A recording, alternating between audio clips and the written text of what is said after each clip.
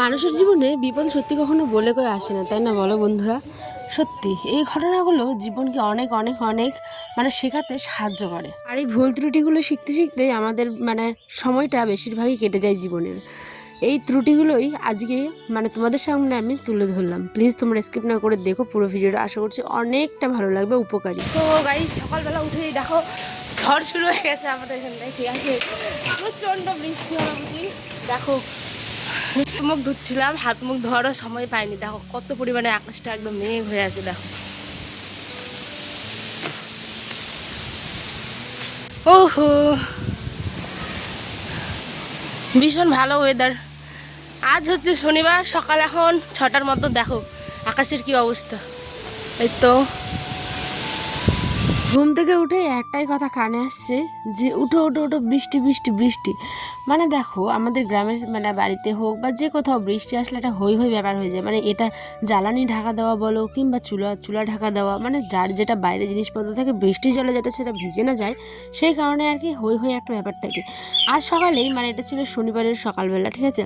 তো গতকালকে আমি সকালে ঘুম থেকে উঠে চুল মুখ কোনো কিছু ঠিক করিনি, যেমনটা ছিল ঠিক ওরম উঠেই একদম চুলাটা ঢাকা দিয়েছি। তারপরে একটুখানি ঘুমিয়েছিলাম, উঠে দেখি রৌদ্র, তারপরে দিলাম কিছু কাপড়। দেখো না আজই কত বড় দুর্ঘটনা হতে হতে আমি না বাঁচি। তার আগে সকালের তো কিছু খেতে হবে, তাই দেখো মোটা করে আলু ভাজা আর করে নিচ্ছি হচ্ছে পান্তা। এই গরমে বেশ ভালোই লাগে পান্তা খেতে। এখন আবার একটু রৌদ্র উঠেছে, তাই আবার সকালবেলা উঠেই আমি কাপড় টাপড় মেলে দেখো খাচ্ছি হচ্ছে 2 কোয়া রসুন। জানোই তো যারা আমার ডেলি ব্লগ দেখো, এই 2 কোয়া রসুন খেলে শরীরে নাকি অনেক উপকার। আর এটা কথা আমি নিজে ফিলও করি, আমার আগের থেকে নিজেকে অনেকটা হালকা মনে হয়, অনেক অনেক অনেক কিছু। তো যাই হোক, এই ভিডিওটা আমি অন্যদিন তোমাদের সাথে শেয়ার করব। তারপরে দেখো মুড়ি এনেছিলাম কিনে। এই বস্তাগুলো না 1.5 কেজি 2 কেজির বস্তা পাওয়া যায়। তো এখানে আমি মুড়িটা চেলে নিচ্ছি, কারণ মুড়িতে তো অনেক রকমের বালি ধুলো তো না, বালিগুলোই থাকে মুড়ির, যেটা দেখো নিচে কত গুঁড়ো পড়েছে। তো এইটাকে জেলে পুরা যেটা মুড়ি সেটাকে ফেলে দিয়ে ভালো করে চেলে কিন্তু উঠিয়ে নিলাম। জানো এই চালাটা না একদম আমার কাছে অনেকটা স্পেশাল। কেন বলছি বলো তো? এই চালাটা একজন আমাকে বানিয়ে দিয়েছিল, আমার সম্পর্কে দাদুই হবে। তো ঠিক আছে, আর এইখানটায় আমি দেখো বসিয়ে দিলাম হচ্ছে আদা আর জল। এই ঘটনাটাই কি বলবো, অনেক কিছু জীবন থেকে শিখলাম। যে দেখো আমার আজ কত বড় ক্ষতি হয়ে যেতে পারতো বলো তো। আমি বাড়িতে সারা বাড়ি দেখো মুড়ি চাললাম, ঘর ঝাড় দিলাম, বাসন ধুলাম, এই কাজগুলো করতে করতে আয়নকে এদিকে বিস্কিট আমি বলছি বাবা দিব দাঁড়া। বিস্কিটের যখন আমি বয়াম খুঁজি, তখন আমি বাইরের দিকে খুঁজতে গেছি, তখন দেখছি ইয়া মা, আমি যেহেতু ডিটক্স ওয়াটারের জন্য আদা জল এইসব জল বিভিন্ন রকমের জল খাই, তা আমি আদা জল বসিয়ে বাড়িতে এদিকে সারা কাজ করছি, আর বাটিটা পুড়ে গিয়ে কী অবস্থা। যখন গন্ধ ছুটেছে তখন আমি ভাবছি যে ইস কী অবস্থা হতে পারতো, ভাবো আগুন উঠে যেতে পারতো বাটিটার মধ্যে, কিংবা ব্লাস্ট হয়ে যেতে পারতো, অনেক কিছু হতে পারতো গাইজ, অনেক কিছু। বন্ধুরা সত্যি বলছি, এত পরিমাণে খারাপ লেগেছিলো, আমি কান্না করে, আমার তার থেকেও বড় করতে মনে হচ্ছিলো আমার গ্যাসটা কতটা পরিমাণে নষ্ট হলো। তো যাই হোক, আল্লাহ যেটা করে অনেক কিছু শেখানোর জন্যই হয়তো জীবনে করতে হয়। তো এটাই হচ্ছে ব্যাপার।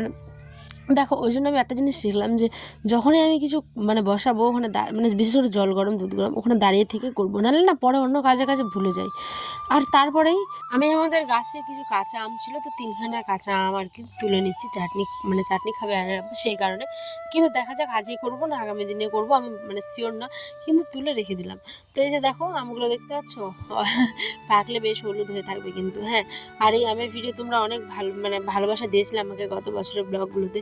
তোমরা চাইলে আমার চ্যানেলে, যারা আমার নতুন পরিবারের সদস্য হয়েছে, ভিজিট করতেই পারো। খুব সুন্দর সুন্দর ব্লগ আছে, প্লে লিস্টে যাবে, অবশ্যই পেয়ে যাবে।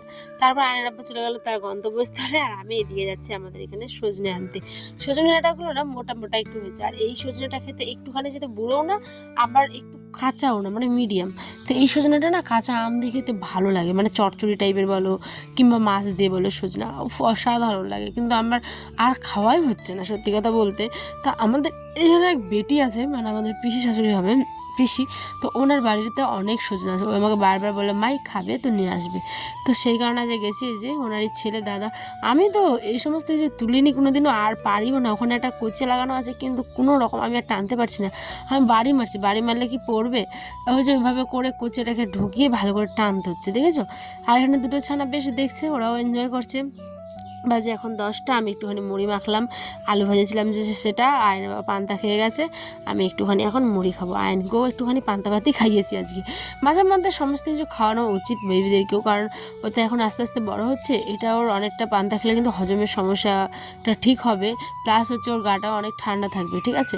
তারপরে নিয়েছিলাম এখানে আধা কেজির মতো, মানে হাফ কেজি 500 মতো হচ্ছে আমাদের মাংস বিফ। তারপরে এখানে আমি আর শেয়ার করিনি রান্নাটা গাইজ, কারণ মাংস রান্না করতে যেমন লাগে আমি ঠিক তেমনই করেছি। তারপরে এখানে বসিয়ে দিলাম হচ্ছে, আমি এখন মেপে নিচ্ছি চাল, আতপ চালটা মেপে নিলাম। এখানে 1 কেজির মতো আতপ চাল, যেহেতু রাতে একটু চালের রুটি খাওয়ার ইচ্ছে হয়েছে সেই কারণে। আর এই দিকে আমি চালটাকে ভালো করে দেখে নিলাম ধান পাথর, তারপরে কিছুক্ষণ জলে 10-15 মিনিট মাতিয়ে রাখলাম চালটাকে।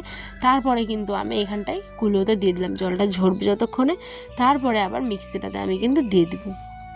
দেখো এইটা করতে গিয়ে আরেকটা ঘটনার আমি মানে ঘটিয়ে ফেলেছি, সেটা হচ্ছে আমি এর আগে বহুবার মিক্সিতে চাল পিসি, ঠিক আছে, কিন্তু কী হবে বলো, কোনোদিনও মিক্সিটা বন্ধ হয়ে যায় না। আর আজ আমি এত পরিমাণে বোকা হয়ে গেছি সত্যি, কী বলবো। এখানে মিক্সিটা অনেক পুরোনো বলতে আমার বিয়েরই এটা গিফট পড়েছিল, আয়নের আব্বাকে দেওয়া ছিল, তারা একটা কলিগ রেখে দিয়েছিল ফ্রেন্ড। তো এখানটা আমি দেখো কী অবস্থা করেছি, মানে মিক্সিতে পিসতে গিয়ে মিক্সিটা আর অনই হচ্ছে না, মানে এত পরিমাণে হিট হয়ে গেছে যে ওটা নিজেই বন্ধ হয়ে গেছে। তারপর কিছুক্ষণ পর রেস্ট দিলাম, তারপরে আবার অন হয়েছিল। ওটা একটা ভিতরে নাকি তার টাইপের থাকে, সেই কারণে সেটাই উঠে গেছিলো, ওটাকে বসিয়ে দিতে হবে।